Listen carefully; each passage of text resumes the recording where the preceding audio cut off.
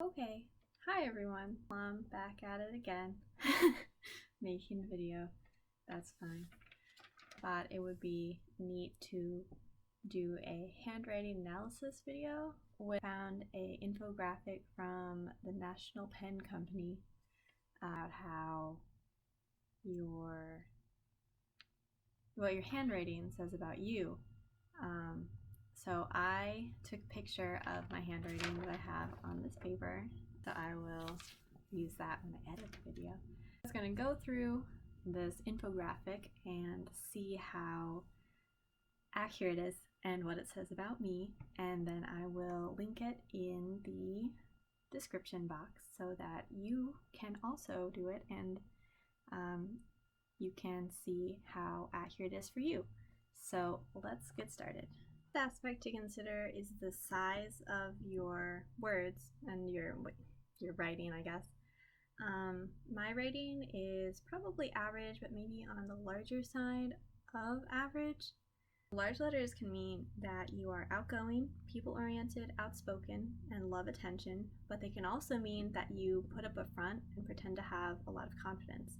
I am not particularly outgoing or outspoken, so I would say that I pretend to have a lot of confidence, but my writing is also not super large, so it could also mean that I'm well-adjusted and adaptable if it's more average handwriting size.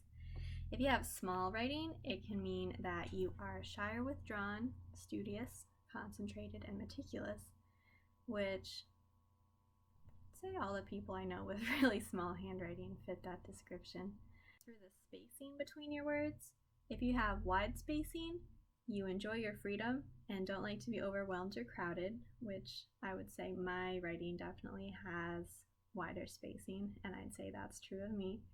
If you have narrow spacing, you can't stand to be alone, and sometimes that means that you crowd people and tend to be intrusive. In terms of slanting, if you don't slant your letters, that means that you don't let your emotions get the best of you and you tend to be logical and practical. If they slant to the right, you are open to new experiences, enjoy meeting new people. And if they slant to the left, then you usually keep to yourself and like to be behind the scenes. But if you are right-handed and your writing slants to the left, that might mean you're rebellious. My writing doesn't slant very much, although I wouldn't say that I'm logical, practical, and don't let my emotions get to the best of me, because I tend to be a little emotional. Like when I see something really cute, sometimes it makes me cry, or something like really touching or inspiring, I'll start crying. And I would definitely say that's letting my emotions get the best of me. So I don't know if that's accurate for me. In terms of the shape of your letters, if they are rounded letters, that means you're creative and artistic. If they're pointed letters, that means you're aggressive, intense, intelligent, and curious. And if your letters are connected, you're logical, systematic, and make decisions carefully. My letters are often connected, especially like multiple F's in a row, or L's, or I think there's a P and a B that are really connected in there, or C's and L's that usually look like D's. So I wouldn't say that I'm logical, although I make decisions carefully and I have a very systematic approach to things, so maybe that's correct in that aspect. And the letters that aren't connected usually are rounded. So I don't know how creative and artistic I am, but okay, National Pen Company, we'll see. So the next part is about looping, specifically in E's and L's, but I guess in any kind of letters that you would loop, especially if you write in kind of a mixed cursive print style like I do. My loops in my L's are very wide, which is supposed to mean that I'm relaxed and spontaneous and self-expression comes easily to me. I don't know if I would say I'm any of those things. I don't take surprises very well. I'm not spontaneous. I'm a pretty tense person in general. I like to plan a lot. I don't know about that, but narrow L loops mean you might be restricting yourself, which makes you feel tense. If you write with narrow E loops, that means you tend to be skeptical of others and are not swayed by the emotions of others. If you write with wide E loops, you're open-minded and enjoy trying new experiences. I think my E's are pretty narrow, which they can't all be descriptive winners, I guess. About dotting your eyes, where the dot is in relation to the line of the eye, means something too. Your dot is right over the eye. That means you're detail-oriented, organized, and emphatic in what you say or do. My dots are right over the top of my eyes. They are a little bit of a dash instead of like a perfect circle. The slash means that you're overly self-critical, don't have a lot of patience for inadequacy, or people that don't learn from their mistakes. I'm very self-critical, so I think that's pretty accurate about me. Things about the eyes, if you have your dot is very, very high above the eye, that means you have a great imagination. If your dot is to the left of your eye, then you tend to be a procrastinator. And if you draw a circle instead of bubbling in your eye or making a dot, that means you're visionary and childlike. You cross your T's. If you cross your T's at the top of the T, then you're ambitious, optimistic, and have good self-esteem. If you cross them in the middle, you're confident and feel comfortable in your own skin. And this isn't an infographic, but I've seen in a couple other places, if you cross them low, you have low self-esteem. I cross my T's pretty low, which, okay, getting into this already, low self-esteem, here we go.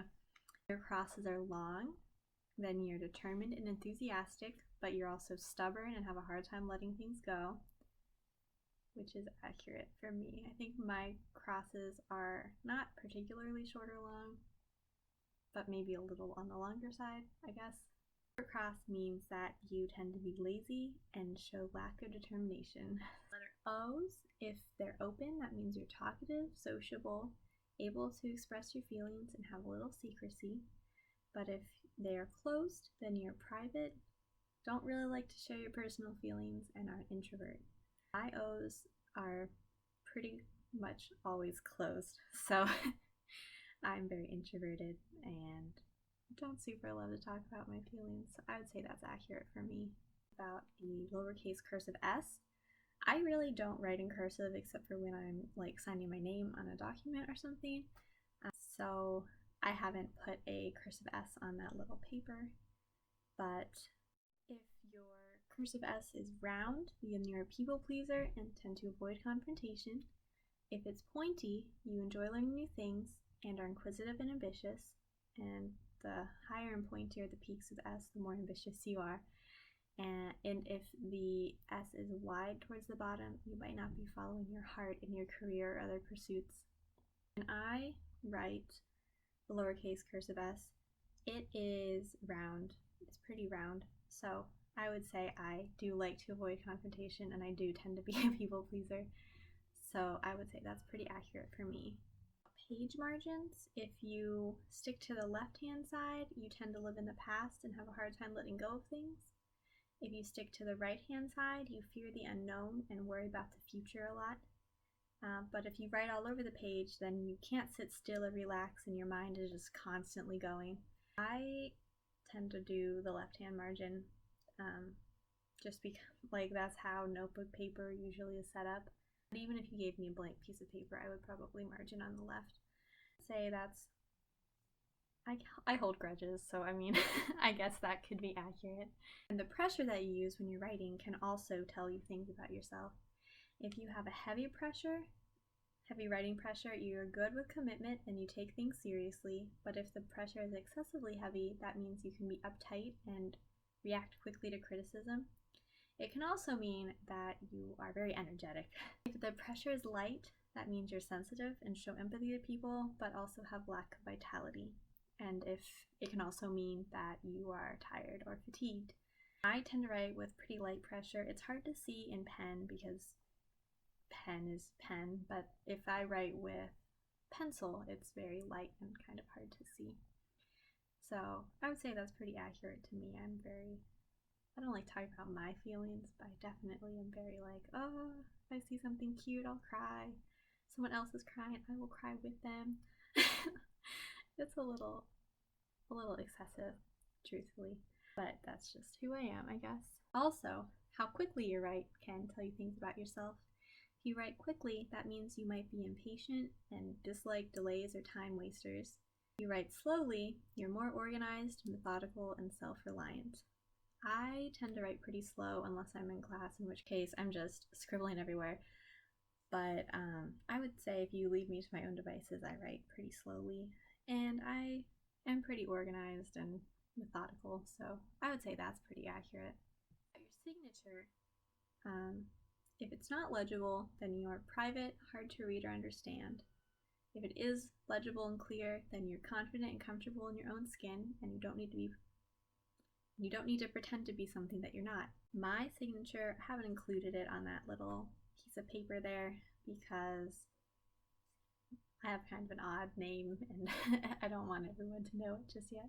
It's sometimes difficult to read my signature, so I would say it's not legible, and I'd say that kind of private, kind of hard to read is accurate about me.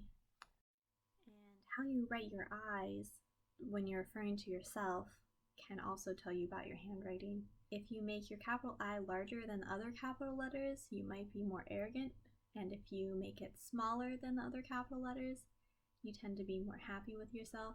I make my eyes about the same height as everything else, maybe a tad bit smaller, but it's not really noticeable, so hopefully I don't come across as arrogant. Thank you for watching my video. This has been Plum with a handwriting infographic from the National Pen Company. Like I said in the intro, I've linked the article and the infographic in the description.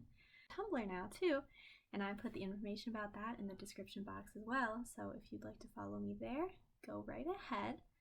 And if you'd like to subscribe, I'd really appreciate that. So thank you for watching my video, and I hope you all have a great day.